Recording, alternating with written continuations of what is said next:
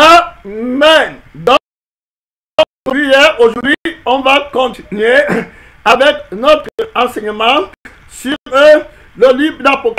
Le thème de notre étude, nous sommes à la troisième partie. Nous avons parlé, voilà, de la grande tribulation au cœur de l'eschatologie. Et hier, nous avons parlé dans le livre d'Apocalypse, nous avons parlé de la bête qui a 7 têtes et la bête qui a 10 cornes. Et nous avons établi qu'il y avait là un mystère. Nous avons parlé de la 70e semaine de Daniel. Et on a vu que la grande tribulation va se dérouler dans la dernière semaine. Donc, la 70e semaine. On a vu qu'à la 70e semaine, c'est là que la grande tribulation commencera. Après que loin soit retranché, après que loin soit retranché, la grande tribulation va commencer, une grande tribulation qui s'étendra sur 7 ans. Donc la 70e semaine, c'était une semaine qui avait 7 jours, qui représente 7 années. Et nous avons vu que cette 7 années étaient réparties dans la moitié des 7 ans, l'Antéchrist, voilà le dévastateur, c'est-à-dire que celui qui va promouvoir le péché dévastateur, celui qui va jeter la vérité par terre, qu'on appelle aussi l'homme du péché, le fils de la perdition. Il va faire des choses terribles, il va attaquer Israël,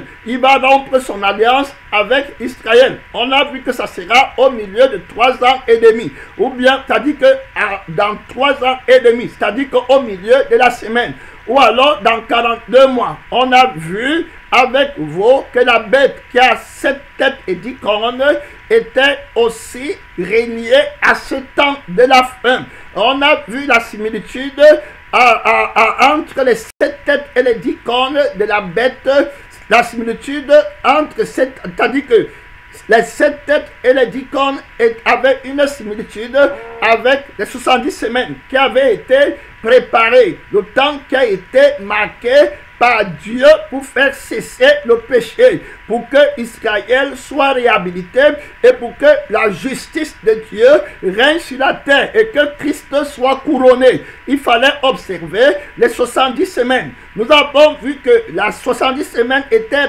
liée au temps du règne des cornes de la tête de la bête sur la terre. Donc les cornes de cette tête représentaient des rois qui vont régner et qui auront la domination. Et quand ils vont régner, ils vont promouvoir le péché. Donc on a vu qu'il y avait en tout 70 cornes qui représentaient 70 rois ou alors 70 temps, 70 forces qui vont passer sur Israël. C'est-à-dire que le diable régnera sur le monde et Dieu aura son peuple dans ce monde qui va vivre dans la crucifixion. Nous avons vu que lorsqu'on dit que la bête a 7 cornes, 7 têtes et 10 cornes, ça veut simplement dire que chaque tête de la bête a 10 cornes. Nous avons vu ça dans le livre de Daniel, chapitre 7, verset 7, que le 4e animal, qui était terriblement fort, extraordinairement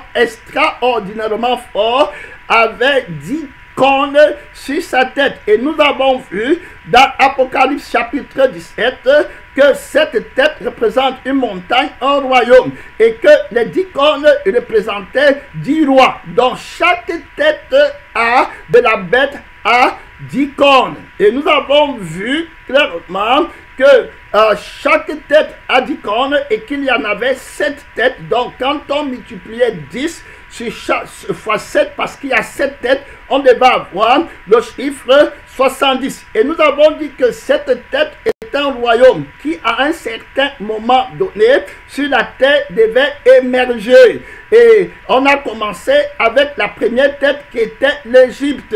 Donc l'Égypte a émergé. Après que l'Égypte tombe, on a vu la Syrie qui a émergé, qui est la deuxième tête. Et après la Syrie, nous avons vu que c'était Babylone qui a émergé. Et après la chute de Babylone, on voit entrer le royaume des Perses. Et après le royaume des Perses, on voit le royaume de la Grèce. antique. Voilà, et après la Grèce, on voit que on se retrouve à la 6e tête au temps de Jésus, c'est-à-dire que le royaume de César, l'empire romain, très clair, et on a vu qu'il y a un septième qui devait venir. Nous avons aussi vu que il y avait dans le règne de ces 7 têtes de la bête 10 rois qui occupaient un certain temps. Et le temps de leur royauté était marqué par l'Esprit de Dieu. C'est l'Esprit de Dieu qui marque les temps. Et nous avons démontré dans la parole de Dieu comment la prophétie de Dieu s'accomplit et comment Dieu était au contrôle de toute l'humanité, de tous les temps. Et nous sommes partis, je vais expliquer à partir du livre de Daniel 2, on ajoute dans le verset 21 que c'est Dieu qui change les temps et les circonstances, qui renverse et qui établit les rois et qui donne la sagesse aux sages et la science à ceux qui ont de l'intelligence. Donc, ce qui était important de comprendre ici, c'est que c'est Dieu qui change les temps et c'est lui qui établit les rois. Donc, et on a vu que le symbole de la royauté de Dieu sur la terre, indéniablement, c'était le roi David. On a vu que le roi David avait été marqué par Dieu. Et il était le symbole de la royauté éternelle. Parce que Dieu a dit que je mettrai le fruit de ses entrailles sur son trône, qui aura une domination éternelle. Et puis Jésus va être de la descendance du roi David, qui lui-même était de la tribu de Juda, qui avait le bâton de commandement.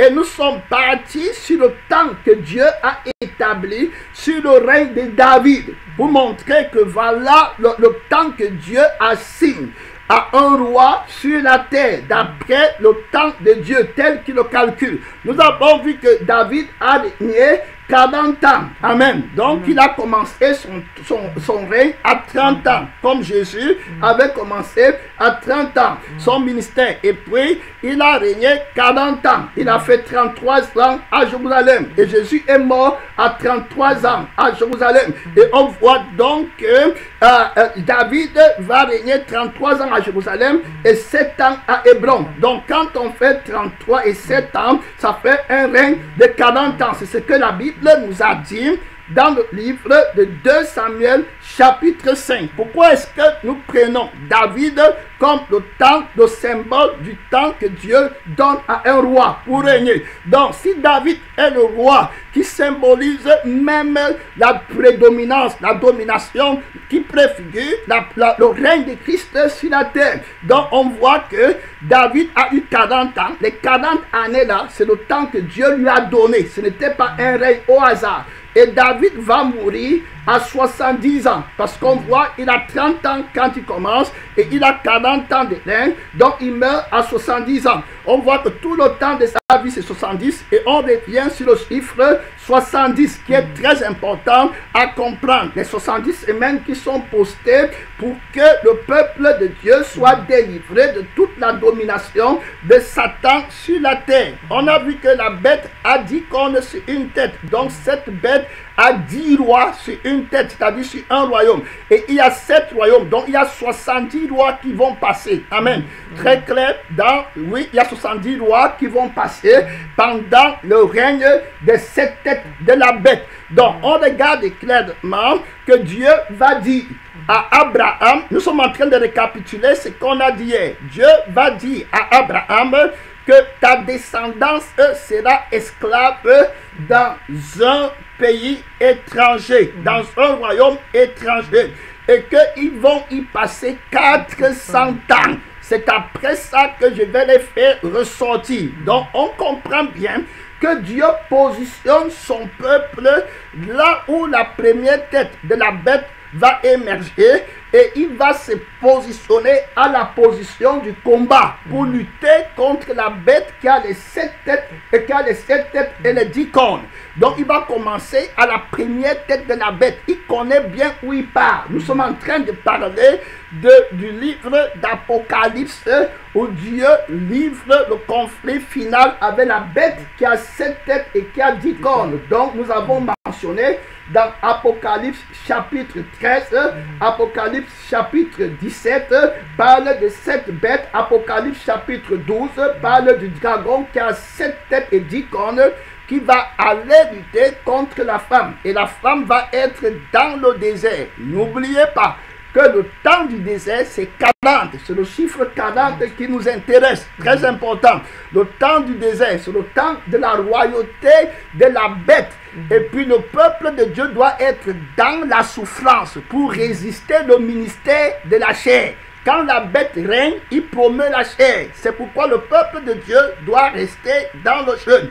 Donc, quand on parle de la corne qui règne 40 ans pour un règne, alors le peuple de Dieu doit jeûner pour crucifier la chair. Donc, le temps de la crucifixion, pendant lequel on est sur la terre pour vaincre la bête, c'est 40. Il faut bien comprendre pourquoi on va jeûner 40 jours. Pourquoi Israël va rester 400 ans en esclavage, alors que le peuple d'Égypte va vivre dans l'abondance de la chair. Il faut comprendre. C'est quand ils sortent qu'ils entrent dans le pays de la bénédiction, qu'ils commencent leur montée vers la gloire. Donc Dieu dit à Abraham qu'il y aura 400 ans. Et nous avons déjà établi que le temps que Dieu donne à un roi, d'après le temps de Dieu, celui qui marque le temps des rois, qu'il les remplace et qu'il les suscite et qu'il les remplace, c'est 40 ans. Donc 400 ans, nous avons dit que en Égypte, qui était la première tête de la bête, il y avait eu 10 rois. Amen. Donc, quand on prenait la première corne qui représente le premier roi d'Égypte, il a régné 40 ans.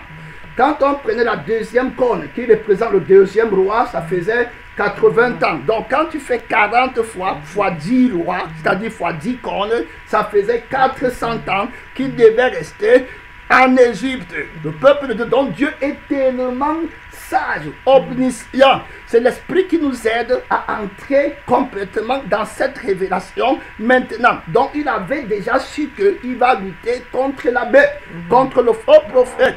Donc on a vu que cette première tête c'était l'Égypte. Donc on a aussi vu que en entrant en Égypte, Dieu va entrer par Joseph. Amen. Et puis en ressortant, il va ressortir par Moïse. On a vu qu'il a combattu Pharaon. Amen. Qui était le roi d'Égypte. Et en combattant Pharaon, il va dire quelque chose dans le livre de Exode, chapitre 12, verset 12. Exode, on n'a pas encore commencé notre thème d'aujourd'hui. On est en train de récapituler pour mettre beaucoup de lumière, pour qu'on comprenne quand on parle de 40 jours, quand on parle du jeûne, pourquoi est-ce que quand il faut lutter contre la bête et le dragon et le faux prophète, alors il faut observer le jeûne au désert pendant 40 jours. C'était déjà fait avant. On a vu que ces 40 jours venaient depuis le temps de Noé. Quand Dieu a fait pleuvoir la pluie sur la terre, alors la Bible nous dit que la pluie est tombée pendant 40 jours. Alors là on a assisté à quelque chose d'extraordinaire. Ça veut dire que ceux qui n'étaient pas sauvés étaient dans l'eau. Ils étaient restés. Amen. Et puis celui qui était sauvé était en train de submerger. Donc on voit là l'histoire du baptême de Jésus-Christ. Le témoignage de Jésus. Déjà. Ça veut dire que quand Jésus vient pour être baptisé, tout est déjà accompli. Il dit qu'on va accomplir toute justice. Donc il entre dans l'eau. Quand tu entres dans l'eau, si tu n'as pas Jésus, tu restes. Ça veut dire que c'est le vieil homme qui reste. C'est la domination de Satan qui reste. C'est l'armée de Pharaon qui est enterrée dans l'eau. Amen. Quand ils veulent suivre Israël, ils ne peuvent pas sortir. C'est le symbole de la force de la résurrection. Il n'y a que Christ qui va sortir de l'eau. Donc, la résurrection là, quand Jésus sort de l'eau, c'est l'image de Noé qui est assis en nouveauté de vie et qui submerge. Amen. Toute la force de l'ennemi. C'est-à-dire que son homme naturel est crucifié quant à la chair, mais quant à l'esprit, il marche avec Dieu. Donc, les 40 jours de déluge qui sont en train de tomber, c'est la crucifixion de la chair de Noé et la résurrection, la force de l'esprit. C'est-à-dire que David qui règne pendant 40 ans. Gloire à Dieu. C'est la parole, mon frère. C'est la parole de Dieu. Ce n'est pas quelque chose qu'on fabrique. C'est la révélation de l'Esprit de Dieu. Amen. Donc David règne et que les fausses cornes tombent. C'est pourquoi quand on parle du règne de David, il est question de Jésus-Christ. Amen. Qui aura un règne éternel. Gloire à Dieu. Donc Jésus règne parfaitement quand on est crucifié. Amen. Et David lui-même était un homme de jeûne. Il dit qu'il jeûnait jusqu'à ce que sa langue se colle à son palais. Gloire à Dieu. Donc on comprend clairement qu'au temps de Noé, c'était préfiguratif les 40 jours. Donc rien de plus étonnant que Dieu dise à Abraham 400 ans parce qu'il y aura 40 rois, il y aura 10 rois qui vont passer et qui sont supposés, d'après le temps de l'esprit, voilà, régner 40 ans chacun. Amen. Donc on comprend là cette préfiguration et on voit que Dieu était en plein dans la démonstration de sa force. Exode chapitre 12 va nous parler clairement du plan d'action avant que Dieu ne sorte. On parle de la bête qui a les 7 têtes et les 10 cornes. Ce que nous avons vu hier, c'est ça. Il a 7 têtes, il a 10 cornes. Et important de reprendre aussi pour nous donner plus d'éclaircissement. La bête qui a 7 têtes et qui a 10 cornes, si on la représente, on va vous montrer un animal qui a 7 têtes comme ça. Et les gens vont être un peu étonnés. Qu'est-ce que ça veut dire? C'est un animal qui a une tête entière, un animal entier qui a 10 cornes. Et puis on prend un autre animal, ça dit que son temps est passé. La Bible dit que 7 sont tombés. Donc ils ne sont pas 7 en un temps. Il faut comprendre. C'est pourquoi la Bible dit que 5 sont tombés, un existe autant ou l'autre qu'à la bête, et puis la 7e va venir. Donc en un temps, ils sont un. Ce n'est pas que, est-ce que vous comprenez? Donc c'est un animal qui a 10 cornes, un autre animal en son temps, l'Assyrie, qui aura 10 cornes, et puis un autre qui va venir, Babylone, au temps de Nabucodonosor, qui aura 10 cornes. Voilà comment on veut dire. Mais comme ça dit que c'est le même fond, c'est la même personne qui est derrière. C'est Satan qui passe tous les temps là. Amen. Donc c'est pourquoi on dit une personne avec 7 têtes. Ça veut dire que la racine c'est la même personne. Amen. C'est comme Christ qui a les 7 cornes. Donc c'était Christ en David. Ça sera Christ en toi. Ça sera Christ en Paul. Ça sera Christ dans tous les temps. On va voir que c'est Christ qui va prendre la domination. Donc ici on va mettre un petit point pour élucider et puis on va continuer. On va voir ce que Dieu va donc dire dans Exode chapitre 12 verset 12. Ça sera le dernier point avant qu'on ne passe à ce qu'on va voir aujourd'hui. C'était une récapitulation. Allons-y, bien aimé. Cette nuit-là, je passerai dans le pays d'Égypte et je frapperai tout le premier-né du pays d'Égypte. Arrêtez. Il dit que cette nuit, c'est Dieu qui parle. Hein. Vous voyez son intention. Avant que Abraham, la descendante d'Abraham aille là-bas, Abraham n'avait même pas encore d'enfant. Amen. Mais Dieu connaît déjà. Il part avec le peuple de Dieu pour aller lutter contre la bête et le faux prophète. Amen. Il va détruire leur force parce qu'il veut l'humanité. L'Égypte a connu qu'il existe un vrai Dieu. Amen. Là-bas, parce que Dieu les aime. Je parle de l'amour de Dieu qui combat Satan. Et n'oublions pas que quand on parle des hommes, si vous regardez, quand Daniel dit, l'ange dit à Daniel que je devais venir depuis. Amen. Mais je vais lutter contre le chef de Perse. Amen. Donc, le roi de Perse, lui peut être là, assis comme ça, mais ce n'est pas lui. Il y a une principauté qui commande le territoire où lui règne. Donc, avant de venir, les anges doivent lutter contre la principauté là. Donc, c'est quand il tombe que Dieu prend le pouvoir sur le territoire physique. Est-ce que vous comprenez? Donc, c'est important de comprendre. Quand on a un territoire, si tu es au Cameroun, alors, quand tu es au Cameroun, le président du Cameroun, là, vous le voyez comme ça, mais il est appuyé par une principauté là-bas. Voilà, qui travaille avec lui. Donc, c'est lui qui lui fait prendre les décisions. S'il faut voter l'homosexualité, s'il faut que ce sont eux qui sont assis là-bas. Donc, souvent, Dieu ne parle pas du président qui est physique comme ça, lui parle de la principauté qui le domine. Voilà, donc c'est Dieu qui établit les rois. Ça veut dire que Dieu va entrer en lutte contre les principautés là et gagner leur territoire. C'est à ce moment-là que l'église s'implante dans le territoire là. Ici, la Bible dit dans Exode chapitre 12 verset 12. Cette nuit-là, je passerai dans le pays d'Égypte et je frapperai tout le premier-né du pays d'Égypte. Vous voyez, tous les premiers-nés, c'est important. Les premiers-nés symbolisent la force. Amen. Et puis, dans Job chapitre 18, tu reviens là-bas, Job chapitre 18, verset 13.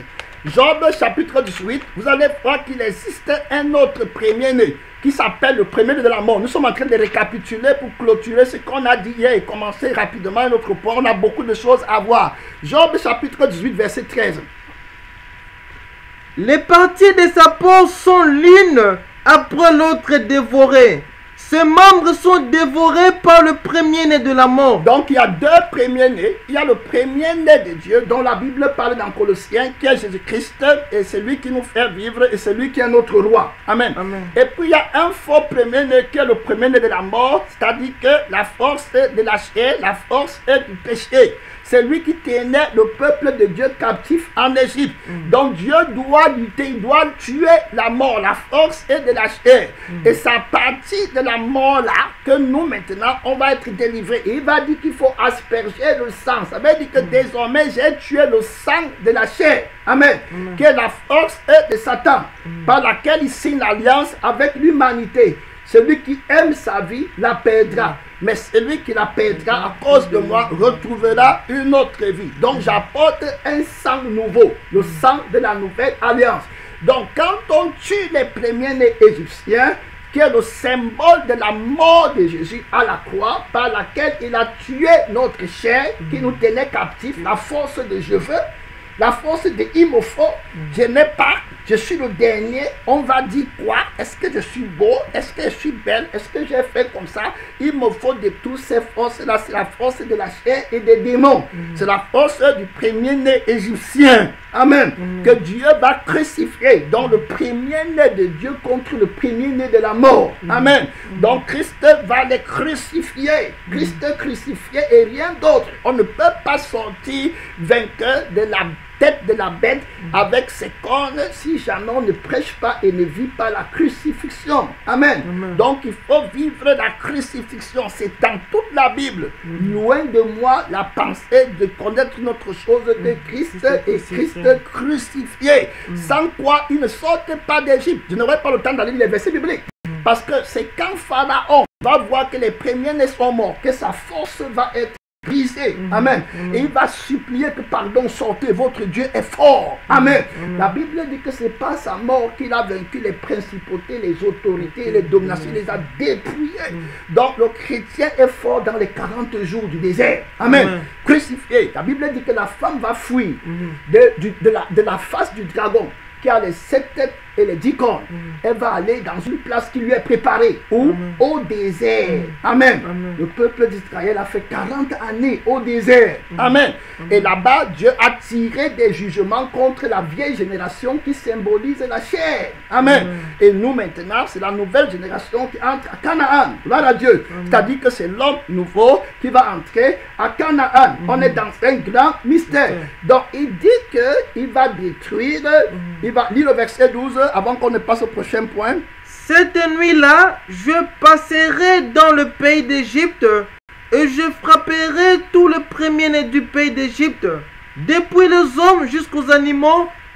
Cette nuit-là, je passerai pour frapper. La nuit, c'est la force de la chair. Amen. Amen. La nuit, là, c'est là où les gens dorment. Amen. Le matin, le tout va venir. Gloire à Dieu. Amen. La résurrection, c'est le matin. Gloire à Dieu. Amen. Alors, cette nuit-là, il va passer pour détruire toutes les forces égyptiennes. Donc, c'est la nuit qui va exercer donc, au cœur de la force du péché. Amen. De l'homme des ténèbres. Amen. Gloire à Dieu. Allons-y. Et j'exercerai des jugements contre tous les dieux de l'Égypte. Alléluia. Amen. J'exercerai des jugements contre tous les dieux d'Égypte. Amen. Gloire à Dieu. Contre la bête. Amen. Et contre ses cornes, je vais exercer des jugements terribles. Alléluia. Gloire à Dieu. On prêche l'eschatologie, l'Apocalypse, pour montrer la gloire du ressuscité. Amen. Ce n'est pas une connaissance stérile pour s'enfler dans la chair. C'est Christ crucifié que le Saint-Esprit décode dans les Écritures. Amen. En quoi cela m'avantage de connaître les 10 têtes, les 10 cornes et puis les peut-être si moi je ne suis pas crucifié et sorti vainqueur du pays d'Égypte. Amen. J'exercerai les jugements quand le prince du monde est jugé. Amen. Et il est jeté dehors. Gloire à Dieu. Et puis l'église sort en vainqueur. Donc la prophétie est accomplie. Il a dit à Abraham que j'exercerai des jugements sévères contre cette nation. Après 400 ans. Temps marqué par l'Esprit de Dieu. C'est ce qu'on a dit dans Daniel chapitre 2. Que c'est lui qui marquait les temps. Et la Bible dit dans le livre de Daniel que le faux prophète, dans Daniel 7, verset 25 à 26, qu'il va espérer changer les temps. Donc il connaît, il va aussi essayer de changer, de contrefaire. Mais c'est notre Dieu qui est le maître des temps. Amen. Et c'est ce que Daniel connaissait. Il dit qu'il va exercer le jugement contre tous les dieux de l'Égypte. Je suis l'Éternel. Alléluia. Amen. Contre tous les dieux de l'Égypte. Je suis l'Éternel. Donc, on a clôturé ici. Et on va du coup entrer en transition sur notre prochain message d'aujourd'hui. On a déjà pris 25 minutes, c'est ça? Bon, on va essayer d'élaborer dans 35 minutes. Donc, on voit que à la 70e semaine, l'Antéchrist va se manifester. Amen. Et il va entrer en scène. Parce qu'on a vu que loin est retranché. Jésus est parti avec l'église. On a vu dans le livre de Thessaloniciens qu'il y avait quelque chose qui l'empêchait de se manifester maintenant. C'est le Saint-Esprit qui le bloque. Amen. L'Esprit de Jésus. Et puis le corps de Jésus qui est sur la terre. Mais quand Jésus parle avec son corps, alors il va venir l'homme du péché. Il va paraître l'impie, le dévastateur, le fils de la perdition, le roi impudent et artificieux. Voilà, très clair. Il va paraître et puis il va faire des choses terribles. Donc, on va aller dans la parole de Dieu pour comprendre ces mystères. Donc, il va paraître, on peut le lire dans le livre de 2 Thessaloniciens, chapitre 2, verset 3 à 10. Il va paraître. L'Antéchrist, il va paraître. Voilà, après la 70, dans la 70e semaine, c'est-à-dire que les 7 derniers jours qui représentent la 70e semaine. C'est-à-dire 70e semaine, c'est une semaine. Et puis il y a 7 jours dans la semaine. Lundi, mardi, mercredi, jeudi, vendredi, samedi, dimanche. On a vu qu'une tête de la bête avait 10 cornes. Et puis il y avait 7 têtes. Donc on multiplie 7 fois 10 cornes, ça fait 70. C'est tout le temps de la bête. On a donc l'homme du péché. Quand il règne, il promeut le péché. C'est pour ça qu'on l'appelle l'adversaire qui entre au temple de Dieu et qui jette le sacrifice perpétuel. Il va faire cesser le sacrifice. Amen. Et puis l'offrande. Donc il va promouvoir le péché. La blessure mortelle qu'il avait reçue, c'était la mort de la chair. Amen. Et quand il va venir, il va donner la vie à la chair. Il va donner la vie à l'image. Tu comprends? La représentation. C'est pourquoi tu vois toute la terre est conduite par lui. Il faut que tout le monde soit présentable, la belle maison, la belle voiture, tout ça, c'est lui qui domine dans le monde. Il croit que la beauté est apparente, alors que c'est l'homme nouveau que nous connaissons. Amen. Donc il est le dévastateur, l'homme du péché. Et on a vu que quand il règne, c'est le péché. C'est pourquoi l'église reste dans l'esclavage. C'était avec but que Dieu a laissé Israël 400 ans dans le jeûne en Égypte. Gloire à Dieu. Et la preuve, c'est qu'ils ne se sont jamais acceptés comme Égyptiens. Amen. Sinon, ils auraient oublié le nom de leur Dieu. Donc, ils ont traversé le temps de la lutte contre la bête et le faux prophète en étant crucifiés. Amen. Gloire à Dieu. Alors Dieu garde son peuple dans le jeûne, dans le brisement, dans le renoncement. Le vrai jeûne, c'est renoncer à faire ta volonté à mon séjour. Ésaïe 58 nous le dit clairement. Le vrai chrétien est crucifié. La crucifixion marche avec le renoncement. Si je vis, ce n'est plus moi. Ça veut dire que tu es crucifié.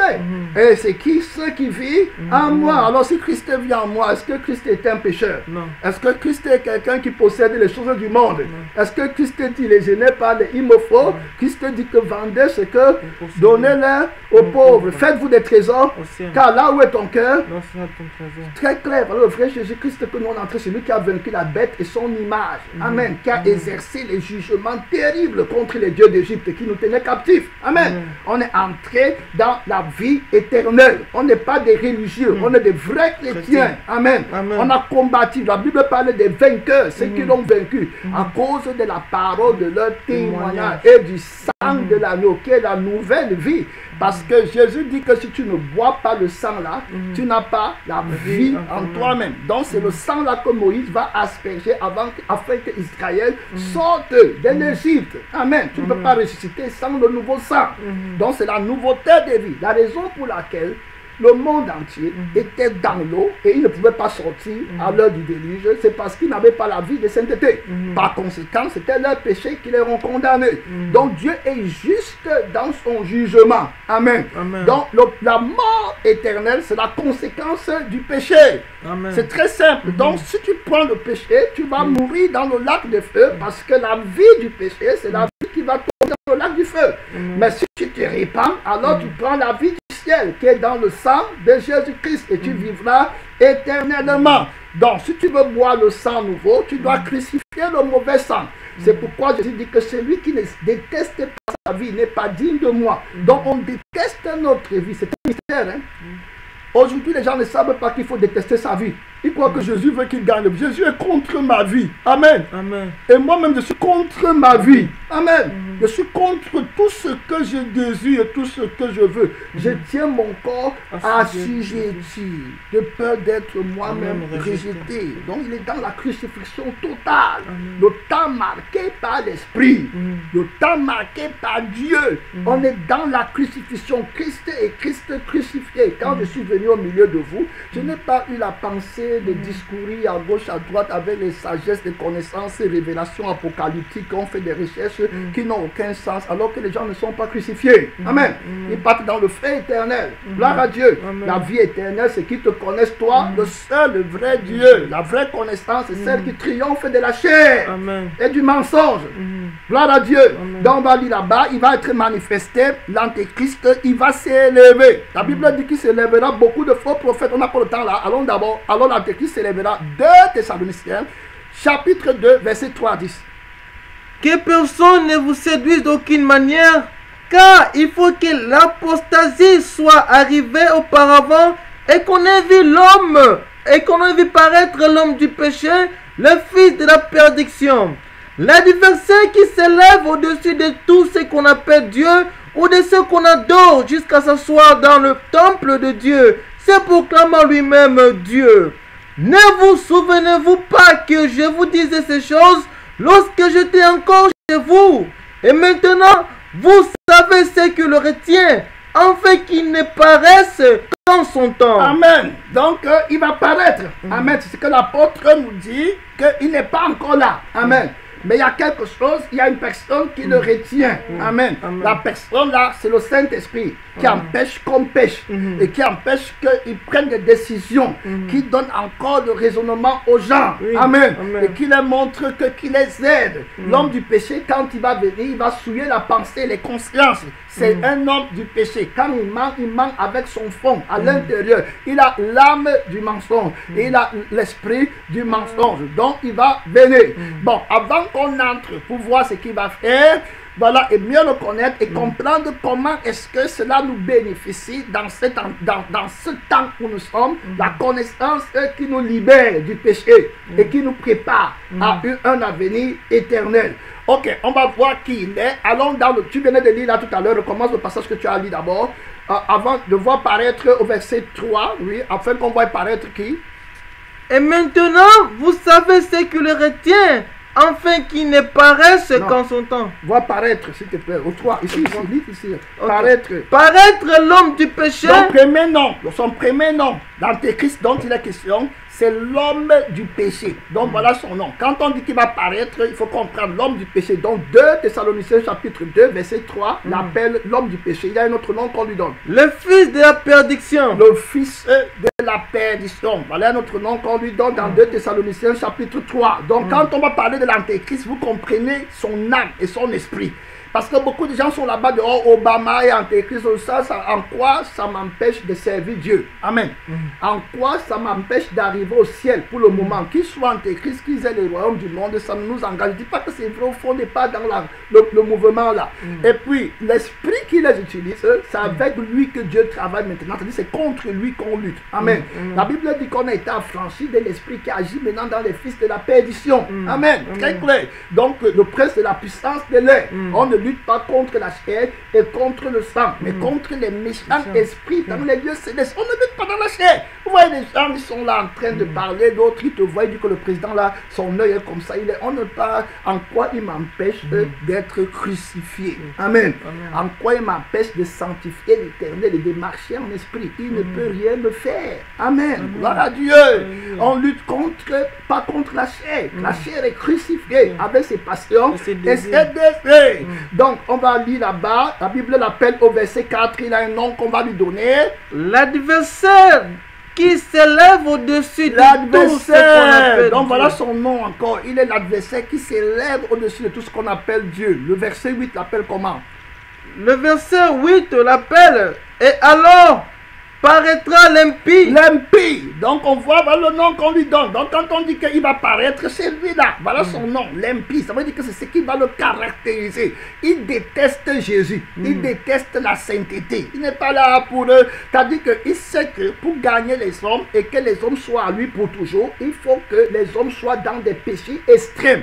Et comme la nature de l'esprit est contre la nature de la chair, alors Dieu va les quitter pour toujours. C'est pourquoi quand Jésus vient lutter pour nous, contre lui, Jésus lutte contre le péché. Amen. Contre la vie du péché qui est dans le sang de la chair. Toute église qui ne prêche pas la lutte contre l'âme de la chair, ce n'est pas une église de Christ. La crucifixion, c'est la mort des appétits de la chair. La mort de l'inspiration de vouloir devenir, s'élever. Jésus a manifesté la folie de tous ses gains. Amen. Il a crucifié ça. Et puis si tu es aveugle, tu dois voir comment lui-même il a vaincu. On va aller rapidement. Parce qu'on va voir comment lui-même a vaincu la bête au temps où il est né. Jésus est né à une époque stratégique pour lutter contre la 6e tête de la bête. Parce que le nombre 6, c'est le nombre de la bête. Amen. Et c'est le nombre d'un homme. Donc il va tout faire pour le naturel. La Bible nous dit dans 1 Corinthiens chapitre 2 que l'homme animal, amen, il ne comprend pas les choses de Dieu. Il est complètement sensuel. L'homme animal fait référence à l'animal dont on parle, qui n'a rien de dimension, qui n'a aucune dimension de l'esprit de Dieu. Ils seront seulement terrestres. Vous allez voir des églises comme ça, vous allez voir des enfants, des parents comme ça, tout ce qu'ils ont, conversation, vie, projet, épargne, tout ce qui est fait, c'est des dimensions terrestres, aucune ouverture spirituelle pour se dire que où est-ce que je passerai l'éternité. Des personnes là sont complètement dans l'aveuglement total. Tout ce qu'ils font, c'est à partir des choses de la terre. La Bible dit qu'ils ne pensent qu'aux choses de la terre et non aux choses du ciel. Or, si vous êtes ressuscité avec Christ, affectionnez-vous aux choses d'en haut. Donc on a vu qu'il s'appelle l'adversaire, amen, il s'appelle l'impie, il s'appelle, voilà, la bête. Dans Apocalypse chapitre 13 verset 1, on l'appelle la bête, amen. On a vu dans Daniel chapitre 7 verset 7, vous allez voir le nom qu'on lui donne. Allons un peu rapidement parce qu'on va toucher un point au moins avant de partir. Daniel chapitre 7 verset 7, il a le nom de l'animal terrible. Allons-y, le nom qu'on lui donne. Après cela, je regardais pendant mes visions nocturnes, et voici, il y avait un 4e animal, terrible, épouvantable et extraordinairement fort. Ok, donc voilà les caractéristiques. Un animal terrible, extraordinairement fort. On a parlé de sa force qui était la force de la chair, la force de la séduction. Il va séduire. Le temps me manque pour aller montrer comment il va séduire. Il va séduire beaucoup de gens. Il séduit par la vie. Amen. Et il séduit par le plaisir. Amen. Il séduit par les désirs. Il contrôle l'humanité à la rébellion contre le leadership du Saint-Esprit. La chair a les désirs qui sont contraires à ceux de l'esprit. Donc, quand tu aimes ta chair, tu ne peux pas être conduit par l'esprit. Par exemple, tu peux te marier et puis une sirène vient en chair devant toi. On l'a mis dans le ventre d'une femme. Elle naît dans le monde. Et puis le diable programme qu'il faut que tu épouses cet homme-ci. Parce qu'il a un appel de Dieu dans sa vie. Je vais utiliser ta beauté. Et je vais fléchir son cœur pour qu'il ne suive pas l'esprit de Dieu en ce qui concerne son mariage. Comme il aime la chair, Et comme la Bible dit que l'homme et la femme sont une seule chair, si tu te maries à lui, mes démons vont facilement entrer en toi, en cet homme de Dieu. On va éteindre son feu. Même si on ne l'amène pas en enfer, on va réduire le potentiel spirituel, le potentiel de Dieu dans sa vie. S'il devait sauver 100 000 hommes, il va finir avec 10 000. On aura gagné 90 000 hommes. On parle du séducteur extrêmement fort. Alors, la sirène va naître. Et il va s'assurer que la sirène soit ton voisin, que vous allez dans la même école et tout et tout. Alors, tu auras des penchants, les démons vont entrer en action. Tu ne vas plus suivre la direction de l'esprit. Tu ne vas pas dire que Seigneur, donne-moi une femme, dirige-moi dans ce choix. Tu vas aller dire elle va te dire qu'elle t'aime, vous allez être ensemble, ta chair va te conduire, va te séduire, va t'aveugler. Il va t'entraîner à la rébellion terrible, comme il a fait avec Adam. Quand on parle de sa force extrême. Donc, le vaincre, c'est crucifier la chair avec ses passions et ses désirs. La raison pour laquelle il va te séduire et que tu acceptes, c'est parce qu'il met le plaisir dans la chair. Alors, si la chair est crucifiée, il n'a plus de pouvoir pour t'entraîner à la rébellion. Et on a vu que si aller épouser cette femme, ça devait te faire mal à la chair, tu devais dire que non, elle n'est pas bien. Donc, si la chair est crucifiée, tu attendras Dieu parce que rien ne t'intéresse en cette femme. On a vu qu'on se marie pour aller au ciel, puisque l'Église se marie pour aller au ciel. Si l'Église fait le mauvais mariage avec la bête, comme Babylone la grande, cette Église, ces personnes-là iront dans le feu éternel. Cette femme-là, qui est portée par la bête, dont on a lu hier dans Daniel, alors cette femme n'est pas au ciel, elle est remplie de coups d'abomination, tout simplement parce qu'elle a le mauvais mari. La Bible dit que tant que le premier mari me vit, alors on n'est pas dégagé de la loi. Le premier mari, c'est la chair. Donc pour le vaincre, c'est un combat de chair. Le mystère est dedans. Ce n'est pas d'abord quelque chose d'esprit que tu ne connais pas au nom de Jésus là-bas. Oh non, c'est d'abord la chair, les démons qui travaillent dans la chair. Amen. Voilà, c'est eux qui te prennent. Quand Jésus dit qu'il est jeté dehors, ça veut dire qu'il a crucifié les démons qui administrent le plaisir, qui donnent la sagesse du gain. Amen. Donc il va montrer, là on va aller dans le 666, il va voter la loi que Dieu connaît qu'ils veulent gagner. Alors personne ne peut gagner sans Achito va gagner sa vie sans avoir ma marque. C'est-à-dire que sans transiter avec moi. Amen. Tu vois, aller sans échanger avec moi. Donc il doit passer par moi. Et Jésus le laisse mettre la loi en vigueur parce que c'est depuis la fondation du monde que le Seigneur connaît que ceux qui veulent gagner leur vie vont la perdre. Donc il est seulement venu renforcer ce que Jésus avait déjà dit. Il ne fait rien de nouveau. Jésus avait déjà dit que si tu veux gagner, tu vas perdre automatiquement. Ceux qui prendront la marque de la bête, ce sont ceux qui ne veulent pas renoncer à ce qui est dans le monde. Quand la bête va dire que si tu vas acheter une voiture, il faut que tu nous montres le 666. Jésus va te dire que renonce à la voiture. Et puis tu vas dire que Seigneur, si je renonce, je n'aurai pas de transport pour aller au travail. Jésus dit que renonce au travail. Et puis tu vas dire, Jésus, si je renonce au travail, je ne vais pas manger. Et Jésus va dire que si tu ne manges pas, renonce à la nourriture. Tu vas dire, Seigneur, si je ne mange pas, je vais mourir. Il dit, alors tu acceptes mourir. C'est ce que j'ai enseigné. Amen. Gloire à Dieu, que ne craignez pas celui qui peut tuer le corps et qui après ne peut rien faire. Mais craignez celui qui peut tuer l'âme et l'esprit. J'étais dans le feu, qui ne s'éteint pas. Tout était dans la parole de Dieu. Jésus l'a vaincu. Amen. Prenez courage, j'ai vaincu le monde. La Bible dit que soyez fidèles jusqu'à la mort. Tu comprends? Jusqu'à la mort. Voilà, dans l'obéissance jusqu'à la mort. Mais les gens obéissent aujourd'hui à moitié. Il dit que je peux laisser la voiture, mais la nourriture et tout. Non, tu dois être prêt à mourir pour ta foi. Voilà ce qu'on appellera les martyrs qui vont ressusciter. On va voir ça pendant la grande tribulation, quand Jésus-Christ va venir. Amen. Pour le millénium. Les martyrs vont ressusciter. Les morts en Christ, les martyrs maintenant. Les martyrs, ça dit qu'ils ont un certain nombre de martyrs qui sont déjà morts. Leurs compagnons qui vont aussi être tués doivent les rejoindre. C'est à ce moment que quand Christ va venir au millénium, ils vont ressusciter. Oui, les martyrs. C'est ce que la Bible nous dit dans le livre d'Apocalypse. C'est ce que la Bible nous dit dans le livre d'Apocalypse. Il y a trop de points à toucher. Amen. Donc on comprend clairement que c'est une histoire de la chair d'abord. Concrètement, pratiquement, ça commence maintenant. Si tu ne peux pas vaincre le diable maintenant, ce n'est pas quand il sera physique que tu vas faire quelque chose. Tu es déjà vaincu avant. Tu es déjà dans l'adultère, le truc du monde. Tu crois que c'est quand ils vont venir faire les petites lois là. Tu vas seulement aller prendre ta marque. Tu as déjà pris la marque spirituelle de la bête. Quiconque veut gagner sa vie. C'est pourquoi il est déjà dans l'église, dans la vie de beaucoup de personnes. Oui, mon frère, oui, ma soeur. Allons lire. Je crois que dans le livre de Daniel, chapitre 8, verset 9, Daniel, chapitre 8, tu as d'abord lu, hein, dans le Daniel 7, on a vu qu'il était l'animal terrible, extraordinairement fort. Dans le livre de Daniel, chapitre 8, verset 9. Et l'une d'elles sortit une petite corne. Voilà, donc on l'appelle aussi la petite corne. Et regarde ce que la petite corne là va faire.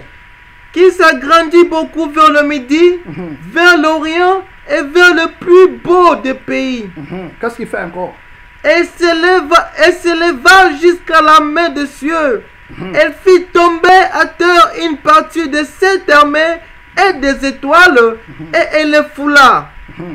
Et s'éleva jusqu'au chef de l'armée, lui enleva le sacrifice perpétuel et renversa le lien de son sanctuaire. L'armée fut livrée avec le sacrifice perpétuel. À cause de quoi? À cause du péché. Oh, alléluia. La Bible dit à cause de quoi? À cause du péché. On l'appelle l'homme de qui? L'homme de péché. C'est très clair. Le combat là a été dans tous les temps. Abraham a lutté contre ça, Adam devait lutter contre ça. Le jour où tu manges, tu mourras. Il est là-bas, ça marque là-bas le péché dévastateur. Amen. Le dévastateur, c'est celui qui est le promoteur du péché dévastateur. Celui qui est promoteur de l'épidémie qui fait des ravages et qui devient une pandémie. Amen. Qui tue beaucoup de gens. La doctrine de la prospérité. Amen. Le devenir, le je veux. C'est lui qui est le promoteur. Il est extraordinairement fort. C'est lui qu'on appelle Jésus, c'est le faux Jésus. C'est le faux, c'est le mystère de l'iniquité. C'est ça que la Bible dit qu'il agit déjà. 2 Thessaloniciens dit qu'il agit déjà imperceptiblement. C'est-à-dire que l'Église avait gagné sa vie et disait que voici l'Éternel qui nous a fait sortir du pays de l'Égypte. Amen. La vie de divertissement et de plaisir. La vie de murmure. La vie de gain. Extraordinairement fort. Il a jeté la prédication de Jésus-Christ par terre. Depuis que l'église tu es encore parti, on te dit que tu vends tout ce que tu possèdes, tu donnes aux pauvres si tu veux être parfait et suivre Jésus. Tu as encore entendu ça? On ne parle plus comme ça de nos jours. Non. Tout le monde veut gagner et devenir. Il a pris la place de Christ. Il est entré dans l'église. Ésaïe 14, verset 4. Le roi de Babylone. Alors rapidement, bon, on l'appelle le roi de Babylone, Ésaïe 14, verset 4. Voilà très clair, donc c'est le roi de Babylone. Verset 4. Alors tu prononceras ce chant sur le roi de Babylone. Lis le verset qui est en avant. Quand l'Éternel.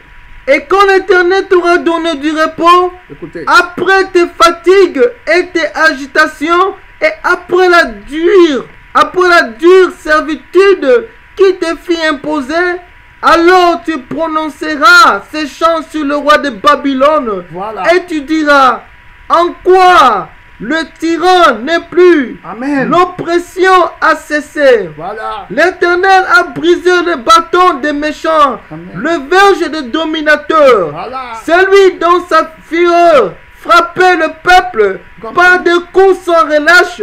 Celui qui dans sa colère subjuguait les nations. Vous comprenez l'arrêté, amen. Amen. Dans sa colère, il subjuguait les nations. Il les séduisait. Il les entraînait à lui. Une foule. Le nombre de personnes qui vont l'admirer. Mon frère, ça sera terrible. Apocalypse chapitre 13. À partir du verset 1. On va lire jusqu'à 3. Apocalypse chapitre 13, à partir du verset 1. Allons-y. Puis j'ai vu monter de la mer une bête qui avait 10 cornes et 7 têtes. Et sur ce corne est 10 diamètres. 10 diadèmes. 10 diadèmes. Et sur ces têtes des noms de blasphème. Des noms de blasphème, oui. La bête que j'ai vue était semblable à un léopard. Ses pieds étaient comme ceux d'un ours. et sa gueule comme une gueule de lion. Le dragon lui donna sa puissance et son trône et une grande autorité. Voilà. Et j'ai vu d'une de ses têtes comme blessée à mort. Mais sa blessure mortelle fut guérie. Écoutez, une des têtes comme blessée à mort. Amen. Amen. C'est la 6e tête qui a été blessée à mort. Amen. À la croix à Golgotha, quand Christ l'a frappé, on n'aura pas le temps d'arriver là-bas. Alors, la 6e tête là, amen, a été frappée à mort. La chair a été crucifiée à mort. Maintenant, quand il va venir, vous allez voir qu'il va redonner la vie à la chair. Et immédiatement, ça veut dire qu'il va promouvoir la vie à la chair. Il va donner l'esprit à la vie de la chair. C'est-à-dire que ça sera comme si le monde est tout. C'est le paradis ici.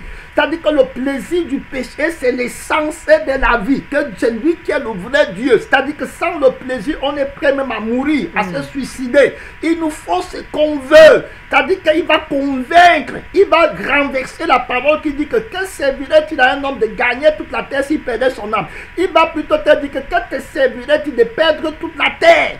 Tu comprends? Si tu gagnais ton âme, c'est bon à rien. Donc, il faut que tu cherches absolument ta vie sur la terre.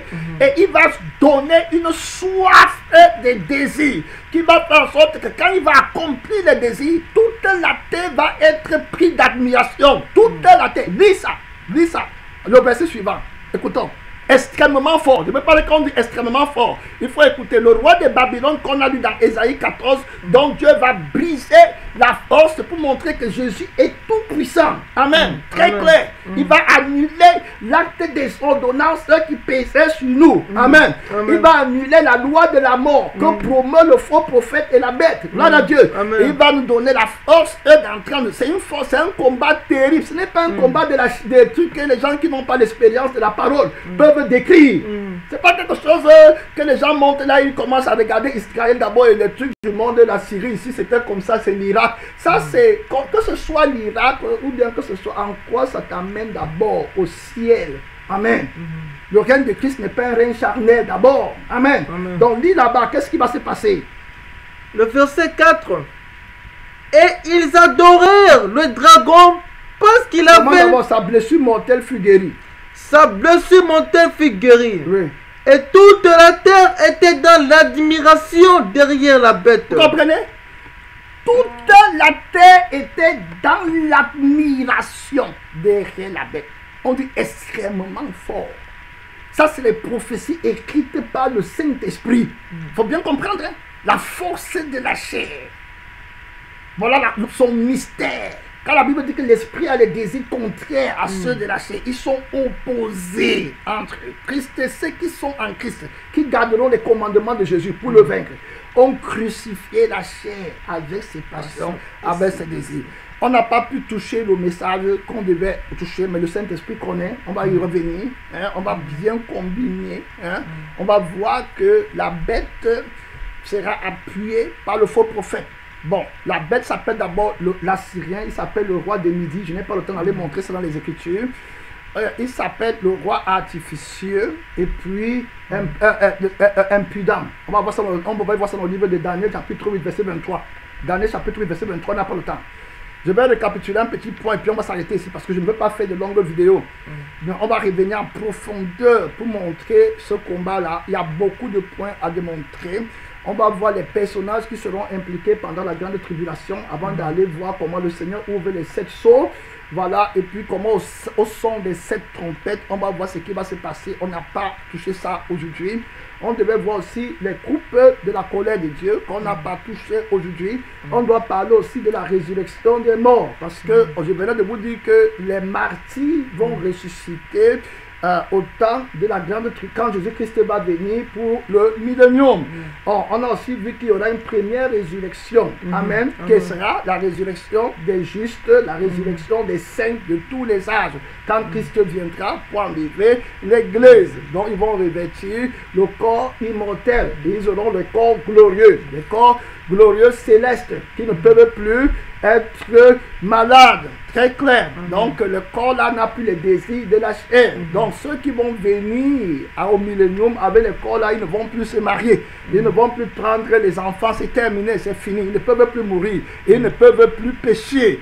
donc ils vont vivre avec la vie de Christ pour l'éternité. Ils sont scellés par le Seigneur Jésus-Christ. Ça aussi, on aura le temps de venir et bien expliquer. On va encore mettre beaucoup de lumière sur les noces de l'agneau. Tout ça, on doit regarder dans le livre de l'Apocalypse. Pendant qu'on étudie la grande tribulation, on va voir les récompenses que les saints seront en train de prendre pendant que la grande tribulation se déroulera sur la terre. Des choses terribles vont se passer. Les hommes vont chercher la mort sans pouvoir trouver la mort. On va voir l'intervention des deux témoins pendant 42 mois, c'est-à-dire qu'au milieu de la semaine. Tout ça, on aura le temps de regarder. Donc, on va revenir encore une autre fois, la semaine prochaine, cette fois-ci, pour parler en profondeur de la bête et du faux prophète qui travaillent ensemble pour résister Jésus-Christ. Sur le plan physique,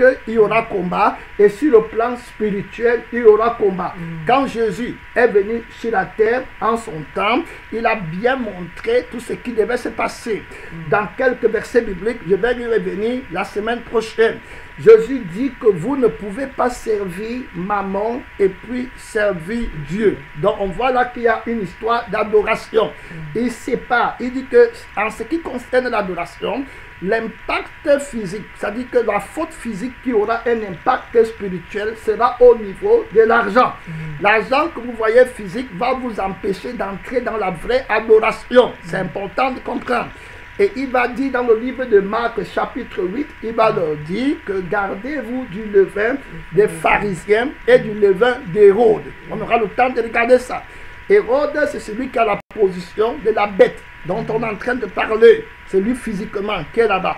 Et puis les pharisiens, ce sont ceux qui sont à la position de la bête qui s'élève de la terre, qu'on appelle le faux prophète. Amen. Et c'est eux qui ont la doctrine de la prospérité, qui travaillent ensemble avec la bête. Donc quand ils viennent à l'église pour faire vivre le levain et la chair, ils deviennent forts en mettant la doctrine de la prospérité sur la table. Jésus savait déjà qu'il va venir pour combattre l'église. C'est pour ça que Jésus a dit que vous ne pouvez pas servir maman et Dieu. Et puis Jésus t'aide qu'il est, en te montrant qu'il est relié à la bête. Il va dire que quand on va venir demander à Jésus, faut-il payer le tribut à César ou il ne faut pas le faire? Jésus m'a dit qu'apportez-moi un argent, l'argent là. Il va dire que le visage-ci, c'est le visage de qui? Ils vont dire que c'est le visage de César. Ça veut dire que c'est le visage de la 6e tête. Tu comprends? Du dragon. Voilà, très clair. C'est-à-dire que la personne-ci, c'est le roi, c'est une des cornes. Hein? Voilà, de la 6e tête, c'est son visage qui est ici, là.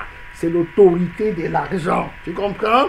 Voilà, très clair. Donc Jésus maintenant va dire que donner à César ce qui est à César et donner à Dieu ce qui est à Dieu. C'est pourquoi il nous a dit à nous que vendez ce que vous possédez. Donnez là-bas, vous faites-vous des trésors au ciel, là où la teigne et la rouille ne détruisent point. Donc tu comprends clairement qu'ici, il y a un conflit terrible. Donc quand il arrive en Égypte, Pharaon qui est assis sur le trône physique a aussi des faux prophètes qui sont avec lui. Amen. Qui sont le symbole des magiciens. Ils vont combattre Moïse. Très clair. Et puis ils vont travailler en paix avec Pharaon. Donc c'est la mission là que le faux prophète va faire. Il va populariser la bête. Tu comprends? Il va faire son image. Et il va dire qu'on l'adore et que personne n'achète ni ne vend sans avoir la marque 666 sur lui. Ils vont travailler ça. C'est tout ça, c'est dans l'évangile. Amen. Donc on aura le temps de venir voir clairement quand Dieu dit qu'il va juger les dieux d'Égypte. On voit qu'il a combattu physiquement Pharaon. Ça c'est le combat physique. Amen. Et qu'il a combattu l'armée des pharaons physiquement. Ça nous parle du combat de l'Armageddon. Amen. Qui aura lieu dans le livre d'Apocalypse, chapitre 19. Quand Jésus-Christ va venir pour descendre à la montagne des Oliviers, il doit livrer un combat avec la bête et le faux prophète qui vont avoir une armée. La Bible dit l'armée de la terre. Et puis les rois de la terre vont s'assembler physiquement pour lutter contre Jésus quand il va venir. Tout ça c'est clair, c'est dans la parole de Dieu.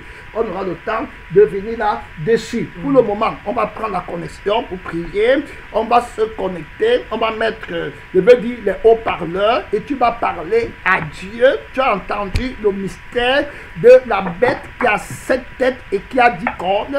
Tu as entendu le mystère du combat. Tu as entendu le mystère de sa force. Quand on dit qu'il est sérieusement, épouvantablement fort, voilà très clair, ce n'est pas la blague. Il aura une armée militaire physique terrible, redoutable. Il va vaincre beaucoup de nations. Il va vaincre beaucoup de saints. Il va les faire la guerre et il va les vaincre. C'est la prophétie. Il va renverser beaucoup de personnes par la fausse doctrine, par l'erreur. Il va séduire le dévastateur. Il a un plan, il a un projet. Prie Dieu que tu ne tombes pas dans son piège. Prie Dieu qui ne t'emporte pas dans l'erreur. Parle à Dieu, mon frère. Parle à Dieu, ma soeur, qui ne t'emporte pas. C'est l'heure de prière. C'est l'heure de prier. La fausse doctrine, la séduction. Tu n'es pas conduit par l'esprit de Dieu. Tu es conduit par la chair. Tu ne cherches pas à comprendre le mystère de Dieu. Demande à Dieu de t'aider. La Bible dit que les méchants ne comprendront rien. La Bible dit que les méchants ne comprendront rien. C'est l'heure de prière.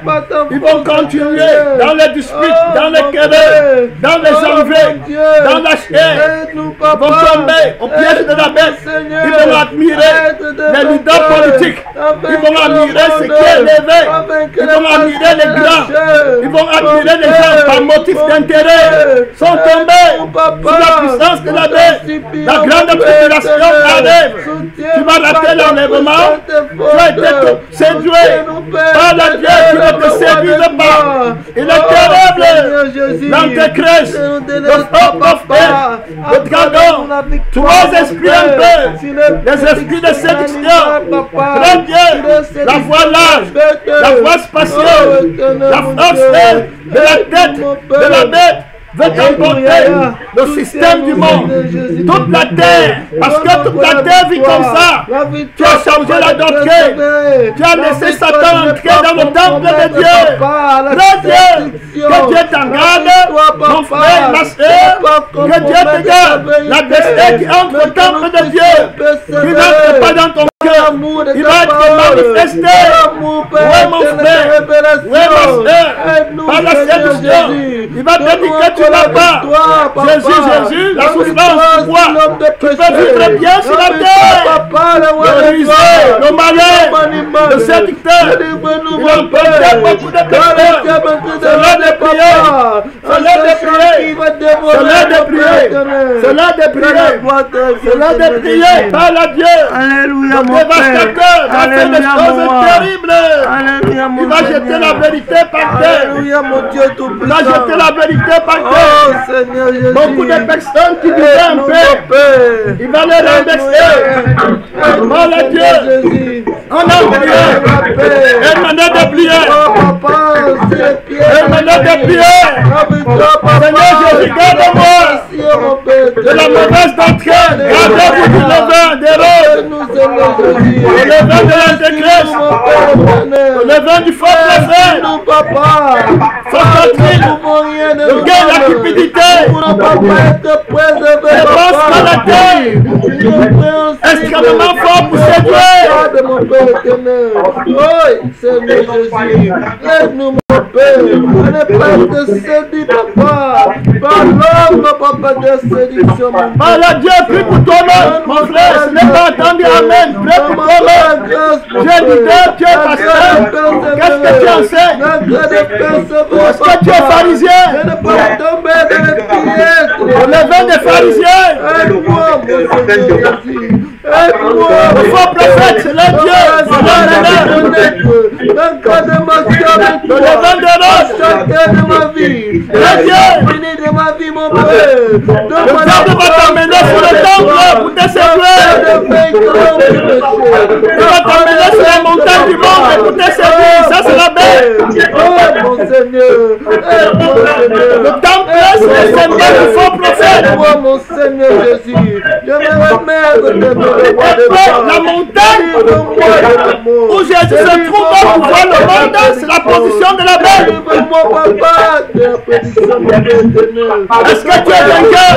Il va te tenter. Toi, mon frère, si l'homme animal. Il va te tenter, papa, si la séduction de la il va te dire que transforme ses pierres en pain.